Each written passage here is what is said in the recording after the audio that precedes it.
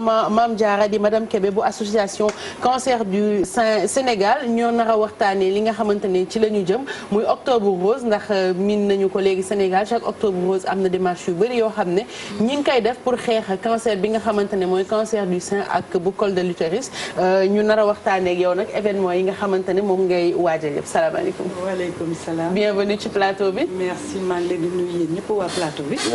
di nuyu téléspectateur TFM yi. ñi nekk ci biir Sénégal ak ñi nekk bitim réew. maa ngi nuyu ñëpp. fay nañ la alors d'habitude dañu seetlu ne cancer du sein ak bu col de l'utérus octobre lañ koy xeex moo waral sax octobre rose bi mais gis nañ ni yéen événement yi ngeen di commencer 21 septembre la. waaw ndax ren incha allah li tax ñu ubbee suñu octobre rose 21 septembre ndax ñun dañu def benn choix association cancer du sein. octobre rose yi duñ ko li ñuy faral di def comme manifestation Dakar bariwul. dañ koy def dans les régions. te incha allah ren ñu ngi def suñu lancement octobre rose Ziguinchor. kon nag moo tax ren en prélude de octobre rose. ñu fas yéene def benn conférence bu mag. au théâtre national Daniel Sorano avec pour thème le point de vue religieux. Sur la prise en charge psychosociale de la maladie. lan la ci diine wax parce que nekk na feebar comme li ma koy faral di waxee bu diis boo xam ne très souvent dañuy am problème yu bari ak environnement maladie. ñi nga xam ne ñooy accompagner maladie ñi nga xam ne ñoo war a accompagner maladie mooy ñu commencé ko ci borom kër yi.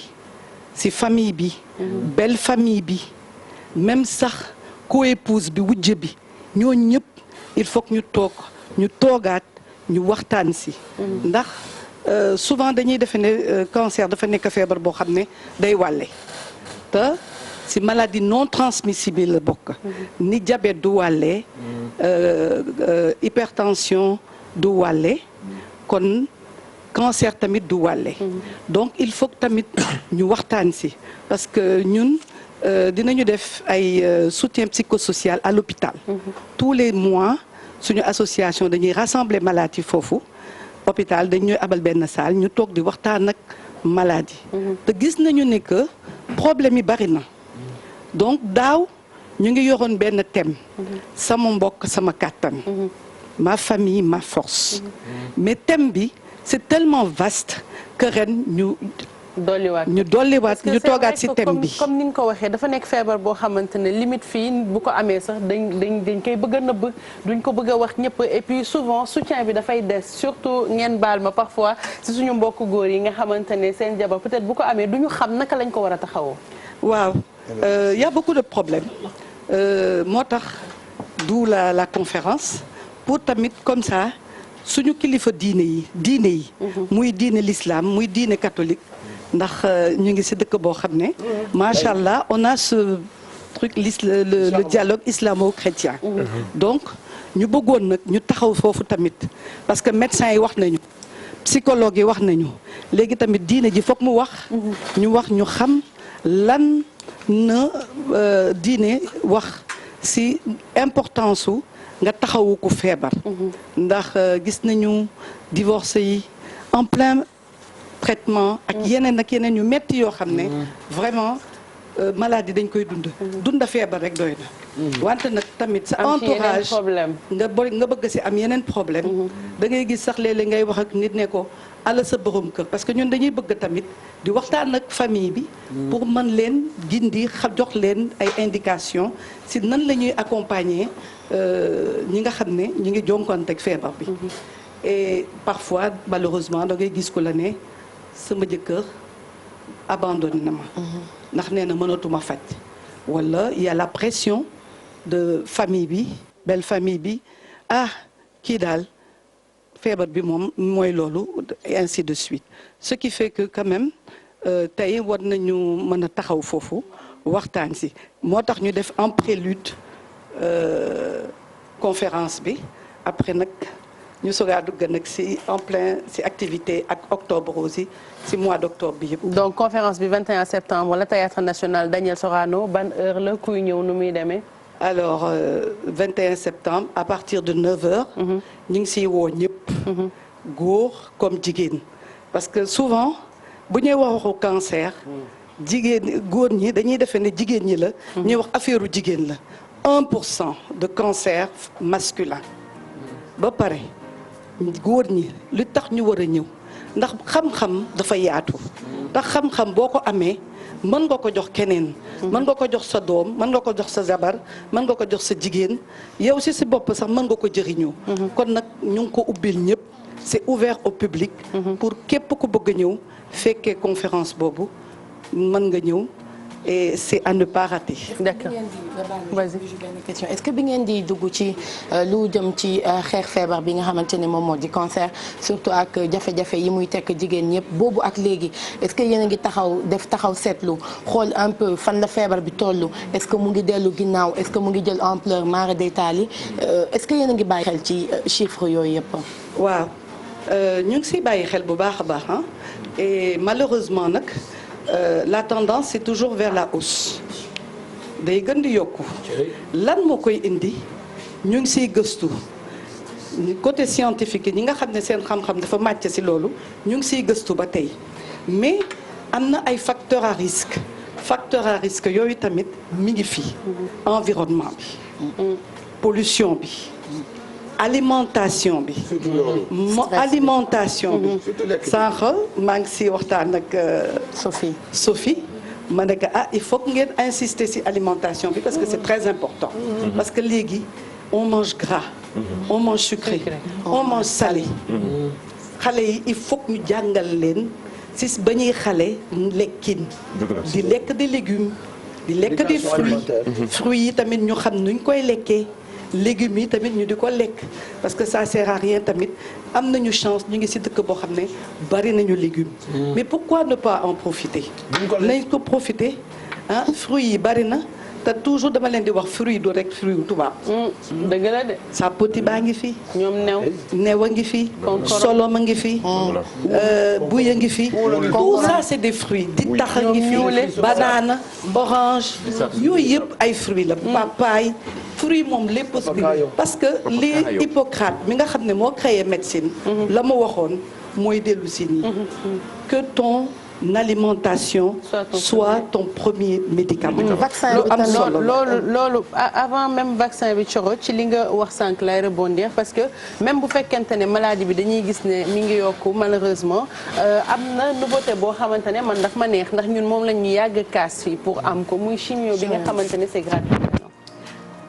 loolu moom dinaa ci sawar a wax ndax depuis la création de l'association 1er octobre rose association cancer du sein ñu ngi ko commencé 2014 wallaay azim depuis 2014 ba ñu ko commencé ba léegi tous les ans dinañu lancer li may wax le cri du cœur dañ koy lancer dañuy def ay plaidoyer sur la gratuité de la chimio. Sur la gratuité du traitement. Merci. Gratuité du traitement. kon nag tey ñuy dem il y a 4 ans il y a 6 ans plutôt chimio c'était cher bi gënoon a yomb 55 000 la jëm kaw ñu wàcc di wàcc ba 25 000 jëm kaw léegi. ñu ne ñu gratuit ñun dañuy sant yàlla. ndax plaidoyer boobu ñu doon def. ñii ne dana mën a nekk ñii ne du mën a nekk. yàlla jàppale nañ si. ñu ngi si santaale ñu profite aussi occasion bi ñu am fii pour sant son excellence monsieur le président de la république. di sant tamit le ministre de la santé. ndax tey lii ñu am ñun poids bu mu rëy la boo xam ne wàññi nañ ko si traitement bi mais nag des na. des na lu bari. c'est un quart du truc parce que traitement cancer mënoo tëb nit ñëw consultation rek nga ne ko da nga am cancer.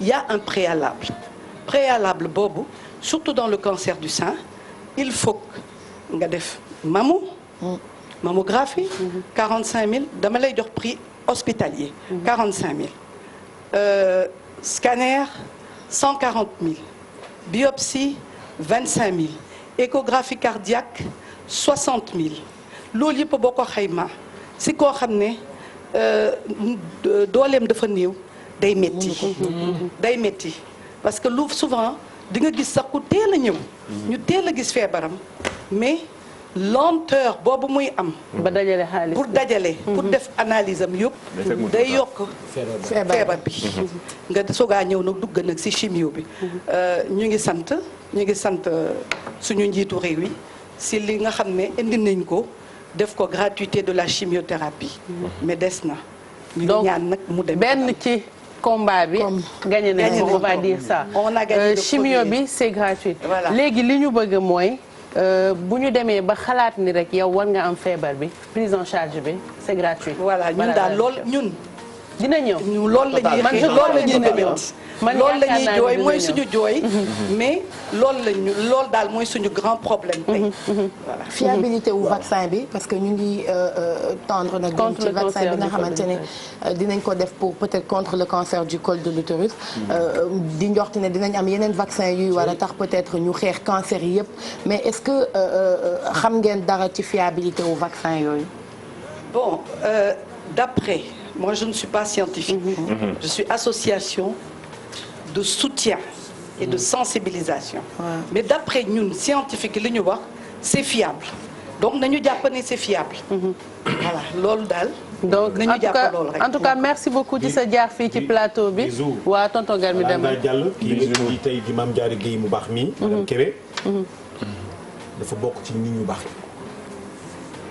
lii mu xeex dafa nekk tam loo xam ne daf ko doon waaye jërëm yu ko meññ ci lii ci la ñu nekkoon dimbali doomu aadama yi di leen jàppale lu ñu man ci lu baax ñu di ko bokk ak seen famille kon tey bu ñëwee fekk ma fii te moom ak sama sot bi El Hadj Mamadou Niang Parir d'Or ñoom ñaar ñoo bokk lépp kon su ma fi fekkee te ma xam mbaax googu ci moom du ma rëcc mukk te du ko jërëjëf kon ñu ngi lay ndokkeel bu baax di la ñaanal jàmm di la ñaanal sutura vraiment dëgg-dëgg lii nga def daal lu noble la jàppale ñi nga xam ne ñii boo leen xoolee bu ñu feebalee rek dëgg-dëgg sa àddina tukki ngeen mën a jaxasoo ak ñoom ci courage ba di leen dimbali lu ñu nekk ngeen nekk ci ak ñoom loolu nag ci sant yàlla bokk kon ñu ngi lay ñaanal yàlla mën a sàmm yàlla sàmmal nu la te jàppale leen ci barke sallallahu alayhi wa sallam amiin tonton Garmi jërëjëf ñaan yi neex na trop donc merci beaucoup kontaan nañ ci dalal la di fàttali juste que am na le 29 septembre benn marche bi nga xamante ne moom ngeen tuddee doxub yeete ci cancer u ween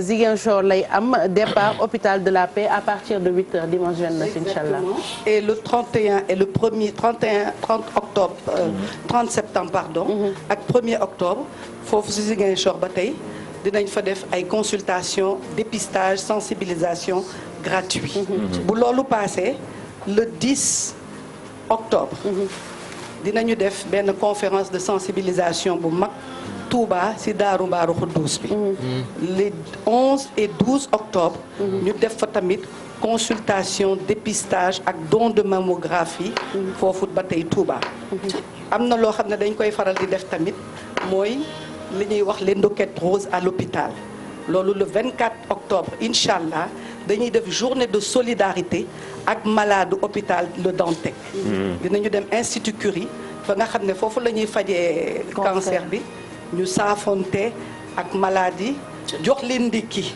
ndax bijou dafa am ñoo xam ne sax bu ñuy ñëw sax ndékki sax duñu ko donc ñu wan leen ne que ñoom itam ci octobre rose bi ñoom ñoo ko moom dinañu dem tamit à la maternité toujours hôpital Le Dantec ndax dafa am benn service boo xam ne cancer du sein kese lay faj muy sénologie dinañ fa dem te comme je dis duñu fàtte mukk suñu doom yi ndax le cancer pédiatrique am na donc dinañu dem tamit oncopédiatrie xool xale yi yóbbu leen tamit seeni xéewlu et à partir le 1er et le 2 novembre dañuy dem Gambie parce que gis nañu ne Gambien yu bari fii la ñuy fajoo alors mu am benn association boo xam ne dañ leen di accompagner pour ñoom itam ñu suqali ñu génn ñu def benn association foofu pour de lutte contre les cancers. Voilà le programme de association. jërëjëf en tout cas bul fàtte mu ko programme bi chaque fois veille bi bu jotee rek yónnee ñu ko ñu fàttali ko comme ça nit ñi nga xamante ne ñoo ci war a bénéficier wu mën ci bénéficier wu. merci beaucoup et j'espère que waa Yeewu Leen maa ngi leen di xaar ci conférence bi. t'inquiète pas parce que ça va être très intéressant. maa ngi woo population Dakar yëpp. ku mën a ñëw daal. nga ñëw ndax di nga ci am jàngat bu bare bare. di leen remercier bu baax a baax a baax. parce que comme je dis sama première opportunité sama première télévision. fii laa ko defee ci plateau Yeewu Leen ak ñoom Joséphine Bo. da ngay ñëw heure bu la neex. merci beaucoup en tout cas Mame Diarra Gueye man maman laa koy woowee madame Kébé. ci li nga xamante ne moom ngay defal jigéenu Sénégal yëpp ak képp koo xamante ne mi ngi am cancer ci association bi di association cancer du sein octobre rose bi information yëpp di ngeen ci jot comme ça képp koo xamante ne rek war na ci bénéficier wu mu bénéficier wu ci comme ni mu ñu ko waxee tout à l'heure nee na lekk bu sain la ñu war a jiital ci lépp loo xamante ne ñu ngi koy faj ñu ànd ak Sophie ci waañ bi rek mu toggal ñu ginaar yi nga xamante ne moom la programme bi tey na sain de waaw Bijou Ndiaye day sain rek comme d'habitude parce que lii damay koy doon